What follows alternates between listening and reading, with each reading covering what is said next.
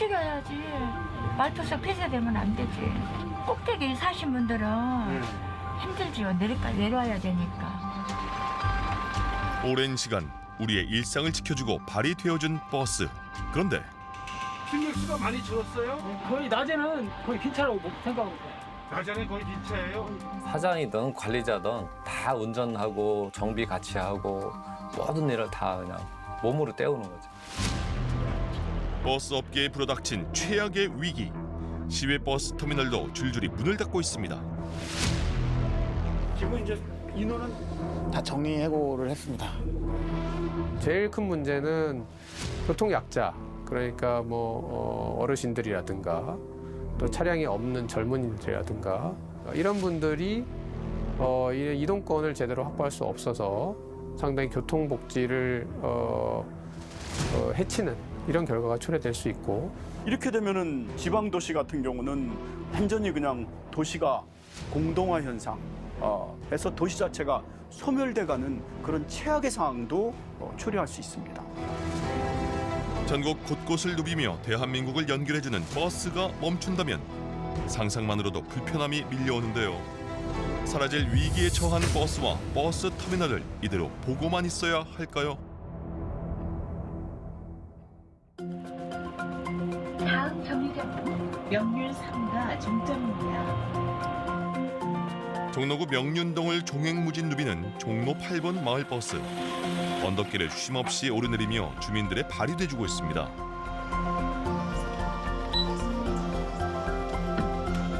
시내버스가 닿지 않는 이곳에서는 없어서는 안 될 중요한 교통수단인데요.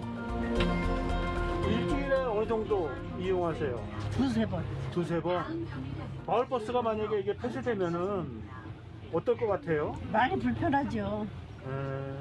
저는 국민생활과 경찰관 다니기 때문에 두 번. 일주일에 두 번 정도? 예, 세 번도 되고. 예, 예. 근데 이거 폐쇄되면 안 되죠. 예. 산꼭대기 사신 분들이 이용하려고 말투서가 있는 거지. 생기는 필요가 없잖아요. 하지만 마을버스는 극심한 적자난에 소가리를 하고 있는데요. 종로 8번 마을버스를 운영하는 대표를 만나 현재의 상황이 어느 정도로 어려운지 직접 얘기를 들어봤습니다. 저희는 지금 회사 창사 일에 제일 어렵습니다. 어느 부분이 가장 그래도 힘든가요? 뭐 수입이 줄어서 제일 힘든 거죠. 버티기 어려운 거죠 지금. 그래서 뭐 사장이든 관리자든 다 운전하고 정비 같이 하고 모든 일을 다 그냥 몸으로 때우는 거죠. 조금이라도 줄이기 위해서. 그럼 8번. 네. 8번 마을버스는 11대의 차량을 15명의 운전기사가 운영합니다. 고가까지요. 대학로로에서요. 타이어 같은 경우에 작년 22년에 한 3만 원 정도 올랐는데 23년에 한 2만 원 정도 또 올랐습니다. 그럼 총 얼마인가요, 요새? 지금 한 짝에 한 25만 원 줘야 저희가 구입합니다. 바퀴 하나에 예, 한 개당 한 개당 25만 원. 네네. 두 짝이면은 그러면 50만 원. 50만 원. 그래서 대책을 어떻게 세우세요? 저희는 이제 경비를 줄이기 위해서 직접 사다가 직접 탈착해서 부착하고 자가 정비를 아마 100% 다 하고 있습니다. 부품도 쌓이는데 타이어 쌓여 있습니다.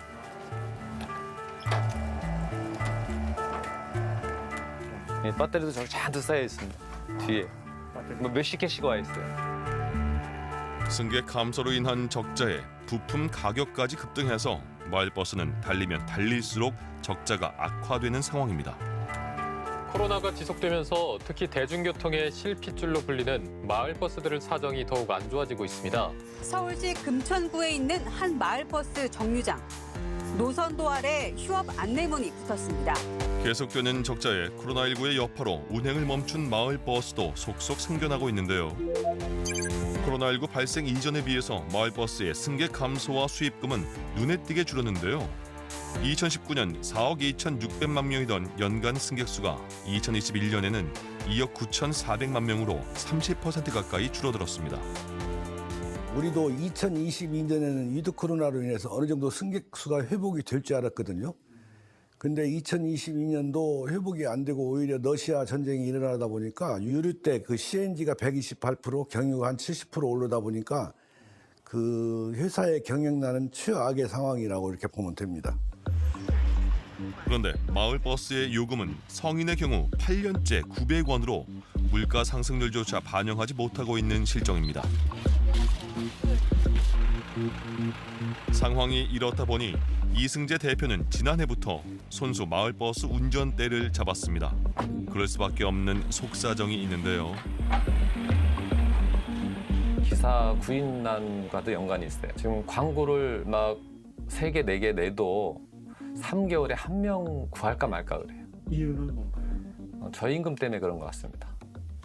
네, 시내버스와 달리 이제 요금이 작다 보니까 급여 차이가 계산해 보니까 한 시내버스 기사와 마을버스 기사가 똑같은 조건에서 일했을 때 120에서 150 정도 뭐 이상 이렇게 차이 나는 것 같아요. 적자로 인해 운전기사 월급도 올려줄 수 없어 악순환은 계속되고 있습니다. 계속 요금 안 올려주고 어려우면 뭐 폐쇄라기보다는 차가 대수가 점점 줄어서 뭐 10분 다닐 거 20분 다니고 아마 그렇게 되겠죠. 결국 피해 보는 거는 이제 업체와 시민들이 제일 가장 많이 피해 볼 겁니다.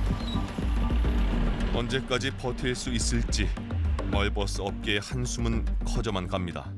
버스를 이용하게 되면 그나마 이제 병원을 간다든지 시장을 간다든지 이런 것들이 어느 정도 해결이 되는데 그 지역의 마을버스가 사라지게 되면 뭐 남의 차를 얻어 타야 된다든지 아니면 걸어서 이동을 해야 되는데 그런 이제 교통 약자들의 이동권이 많이 제한이 되고 뭐 부가적으로는 그런 분들의 건강이라든가 또 커뮤니티 형성 이런 부분들이 훨씬 더 이제 악영향을 받겠죠.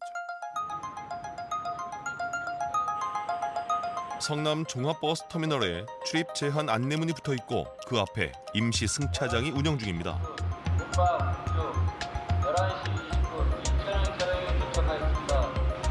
승객들의 불편이 이만저만이 아닌데요. 이거 오산 가는 차 아니야? 오산 같은 거. 네, 우산 지금 2차, 우산 타면서요. 2차. 11시 15분 차. 아니 근데 왜 이렇게 집게 빼놨어? 에? 지하에 있었는데. 여기 망해버려가지고. 어? 망해버려가지고. 망해버려서 그랬나요? 세상. 어디가 어딘지 알아? 이렇게 와가지고 그 전에 있던 데는 없어졌다며. 그 어떻게? 불편해 죽겠어요. 국민들이 왜 이렇게 불편하게 만들어 그래? 송탄에서 왔는데 그 전에는 바로 1시간이면 왔다 갔다 하잖아. 그거 없어지면 수원 가서 전철 타면 2시간 걸려요. 왜 터미널이 없어져? 예? 이거 사람 열받을 일 아니야? 이쪽으로 갔다 저쪽으로 갔다 이게 뭐 예? 이거 지금 서민들만 지금 살린다는 거예요? 뭐 한다는 거예요 이게? 불편을 겪는 건 승객뿐만이 아닙니다.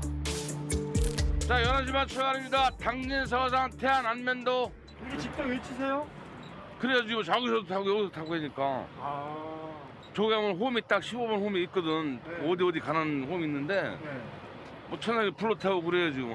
저희 같은 경우에도 지금 뭐 손님들 뭐 당연히 모시는 데 있어가지고 잠깐 그 이렇게 휴식을 좀 취할 수 있는 공간과 그다음에 식당과 여러 가지 이런 장소가 하나도 없어요. 그래서 그냥 길거리에서 그냥 모든 게 그냥 운행하고 여기서 그냥 잠깐 그냥 바로 있다가 바로 출발하고 이런 상태라서 너무나 지금 힘든 상황이에요. 성남 종합버스터미널 폐쇄로 임시 매표소를 설치했지만 분위기는 어수선합니다. 고객지원센터 역시 문을 닫고 무인 발매기 안내 문구만 있습니다. 불편하죠. 어떤 점이 제일 불편하세요? 저기서 내려가지고 이제 모르는 사람들은 어찌 들어가가지고 한참 헤매고 이쪽으로도 헤매고 그럼 물어가지고는 이제 이렇게 터미널을 찾아오는데 좀 불편한 감이 많아요.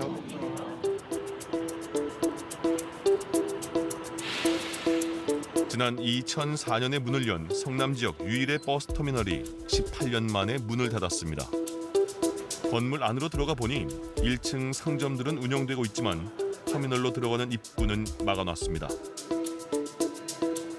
버스터미널 관계자의 촬영 허가를 받아 종합버스터미널 내부로 들어갈 수 있었는데요. 윤소회사 사무실 여기서 이제 기사님들이 이제 쉬시고 했던 곳인데. 네네. 네. 여기 이제 각 고속회사마다 이제 여기는 이제 비었어요. 다 비어. 아 여기가 기사님들 휴게 공간. 휴게 공간. 주차 관계도 있을 때 임시로 잠깐 쉴 수 있는 공간. 폐업을 하게 된 어떤 그 원인은 뭔가요? 결국에는 뭐 손님이 없는 게 가장 큰 이유죠. 주 수입원이 이제 매표 수입인데 예. 터미널을 운영하기 위한 예. 주 수입원인데 손님이 안 오기 때문에 예. 예, 어쩔 수 없는 폐업 절차를 할 수밖에 없는 상황입니다. 저희가 이제 이쪽이 반 정도 보여드린 거고 이쪽에 저희가 면적이 생각보다 넓어요. 그러니까 운영비가 그래서 생각보다 많이 들어갑니다. 제가 알기로는 25,000명 정도 예상해서 이 터미널을 지었는데 25,000명. 지금은 3,500명밖에 안 오는 거 보면은 거의 9분의 1? 여기가 이제 1번부터 이렇게 쭉 고속. 여기가 1번. 네. 네. 성남 종합버스터미널은 2021년에 휴업 신청서를 냈다가 영업을 연장했지만 계속되는 적자난에 결국 지난해 12월에 폐업 신고를 하고 올해 1월 1일부터 운영을 종료했습니다. 성남 종합버스터미널 역시 계속되는 적자난과 코로나19까지 겹치며 승객이 2019년 대비 반 이상 줄어들었습니다. 이렇게 승객이 크게 줄면서 매표 수익이 전부인 성남 종합버스터미널의 수입이 급감하고 결국엔 심각한 재정난으로 운영을 할 수 없게 되자 폐쇄를 결정했다고 합니다. 당장 터미널이 소멸되면은 그 터미널을 이용하는 승객이 아주 불편합니다. 두 번째는 거기에 상점들이 재정적 손실이 엄청나게 크고요. 세 번째는 터미널 중심으로 한 지역 상권이 완전히 죽습니다. 이렇게 되면은 지방 도시 같은 경우는 완전히 그냥 도시가 공동화 현상, 해서 도시 자체가 소멸돼가는 그런 최악의 상황도 초래할 수 있습니다. 이런 성남 종합버스터미널의 상황에 성남시청도 재정 지원을 여러 차례 했다고 하는데요. 21년도에 재정 지원금을 일단은 그 1억 3천을 지원해줬고요. 그리고 22년도에 일단 재정 손실에 대해서 일단 3억 6천까지 지원된 상태에서 일단 폐업 신청을 해갖고 추가로 1억 2천은 나가진 않았고요. 그리고 시설 개선으로 해서 4억 개선을 편성했습니다. 근데 그 리모델링 비용이랑 시설 개선은 그 업체 측에 별도 신청하지 않았기 때문에 그건 나가지 않고 재정 지원만 나간 상태입니다. 여기는 이제 상가 부분이라 저희가 소유하고 있는 건 아니고요. 성남 종합터미널은 상가 운영 없이 온전히 매표 수익에만 의존해서 경영을 해왔다고 합니다. 지금은 다 철도나 이런 뭐 다른 쪽에서 다 손님이 이동을 했잖아요. 그러면 그만큼 줄은 만큼 터미널도 새로운 먹거리를 줘야 되는데 뭐 예를 들어서 뭐 여객께서 저희가 갖고 있는 면적을 일부를 완화를 시켜준다든지 새로운 수익을 창출할 수 있는 부분들을 열어줘야 되는데 지금 그런 게 법으로 하나도 되어 있는 게 없습니다. 지금은 이제 터미널만 할 수 있는 상태죠. 그래서 용도 변경 같은 경우는 일단 민간 시설이기 때문에 이게 터미널 시설이냐 아니면 상업 시설이냐에 따라서 이게 가격 차이가 많이 차이가 납니다. 그래서 그 용도 변경을 함으로써 특혜 논란이 또 문제가 돼요. 그렇기 때문에 그건 또 어떤 좀 문제점은 있고요. 해결 방안은 이게 민간 시설이기 때문에 시에서 이거를 어떻게 조치는 하지 못합니다. 그래서 새로운 민간 사업자가 그걸 인수를 하면은 저희가 시에서는 그 면허권을 신속하게 발부를 해서 시민 불편 없도록 최선을 다할 계획이 있습니다. 버스와 승객들을 이어주는 버스 터미널. 그런데 찾는 이가 줄면서 결국 폐업한 곳이 전국적으로 17곳에 달하는데요. 지방의 경우는 상황이 더욱 심각합니다. 전라남북도 합쳐서 8곳, 경상북도는 4곳이나 문을 닫았습니다.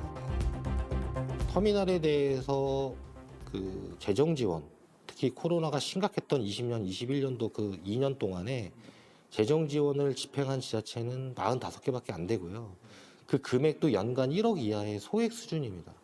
그 코로나로 인한 한시적이고 특별적인 지원에 국한되어 있는 게 대부분이고요. 그래서 45개 지자체도 워낙 터미널이 힘드니까 그 어쩔 수 없이 그 소액 수준의 지원을 했다고 그렇게 보고 있습니다. 지방 전체, 그러니까 국토 전체를 생각하면 근본적인 이유는 사실 양극화입니다. 그러니까 지방의 버스터미널의 감소의 가장 핵심적인 것은 사실 지방 인구의 감소라고 볼 수 있고요. 두 번째로는 이제 철도 중심의 교통 정책에 의해서 이 경쟁력이 철도가 훨씬 더 이제 높아지고 버스 교통이 경쟁력이 훨씬 낮아지고 있기 때문에 그렇다. 울산광역시에 위치한 울산시외버스터미널 역시 심각한 운영난을 겪고 있는데요. 버스를 기다리는 승객들의 북적거림은 더 이상 찾아볼 수가 없습니다.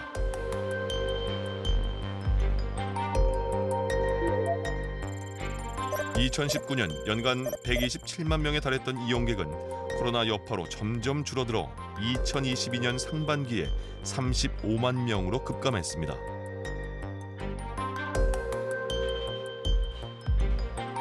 이러한 승객 감소는 버스터미널 내에서 운영 중인 상가들에게도 큰 타격을 주고 있는데요.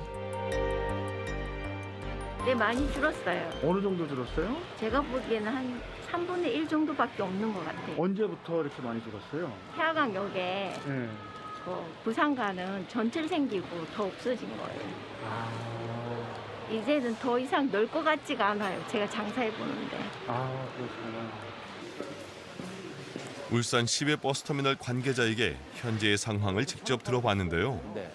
이렇게 이제 다 운행을 못하고 이제 다 빠지는 상황입니다. 지금 보이는 성남 같은 경우도 5회, 6회 다니다가 4회 다니다가 지금 하루에 한 대밖에 운행을 못하고 있고, 인천공항도 얼마 전부터 이제 운행을 하기 시작했습니다만 6회에서 지금 3회밖에 운행을 못하고 있습니다.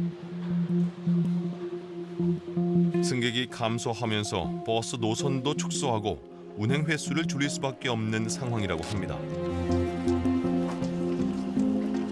어서 오세요. 평일 낮 버스 안은 텅 빈 좌석들이 대부분입니다.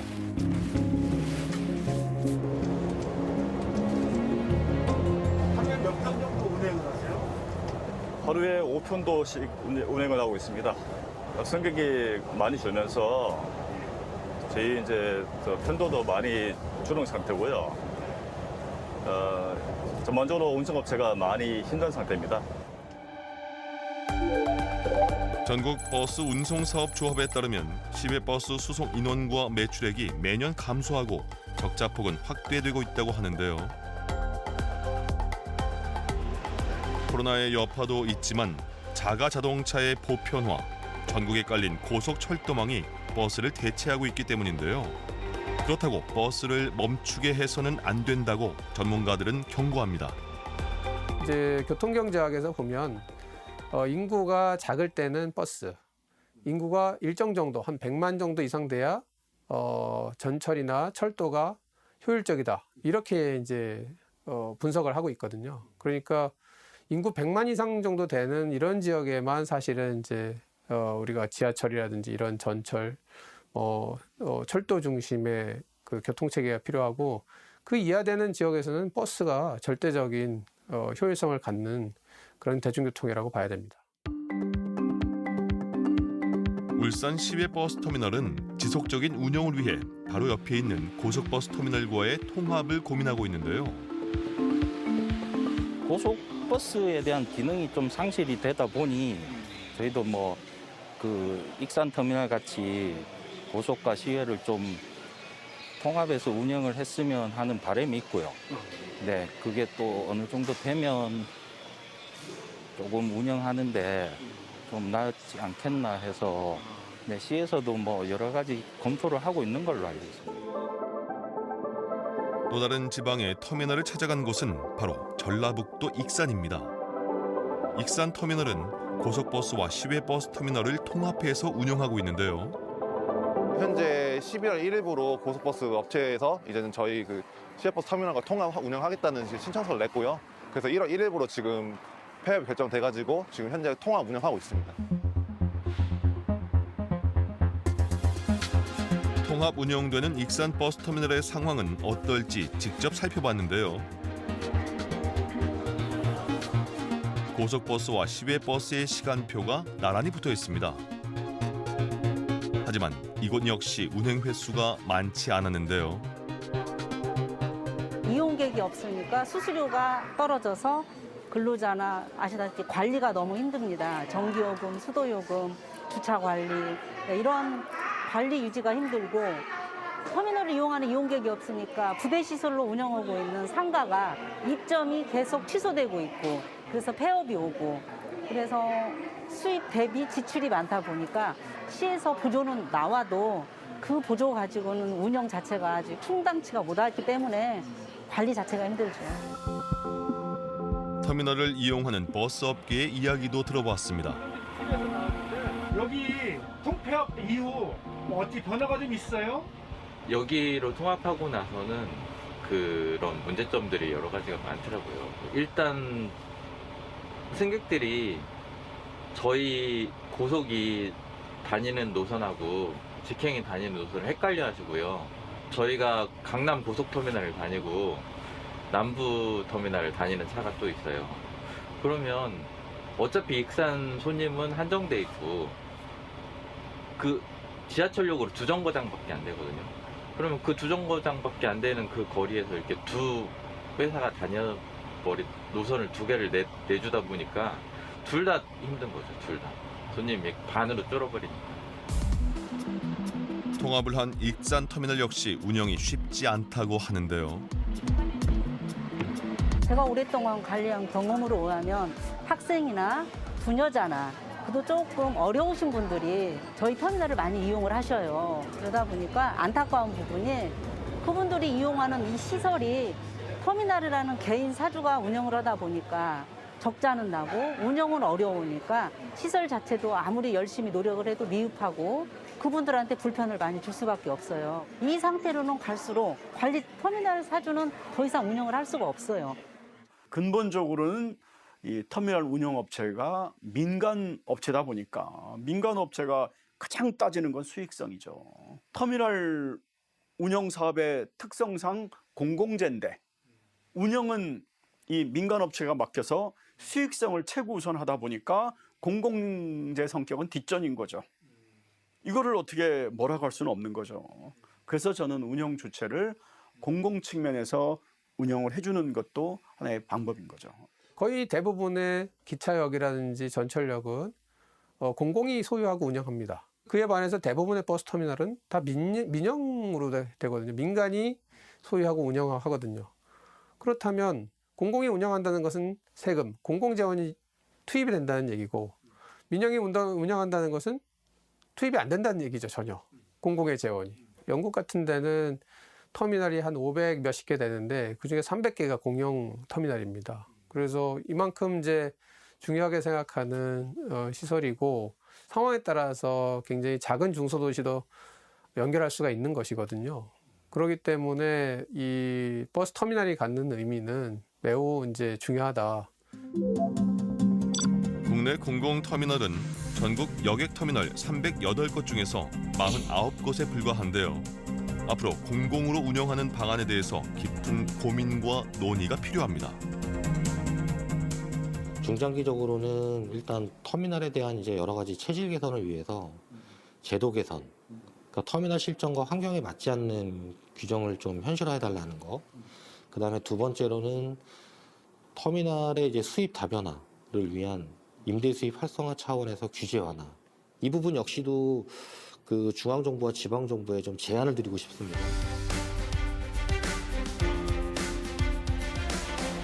가족을 만나고 이웃을 만나고 내가 가야 할 곳 어디든지 편리하게 이용하는 시민의 발버스와 쉼터인 터미널.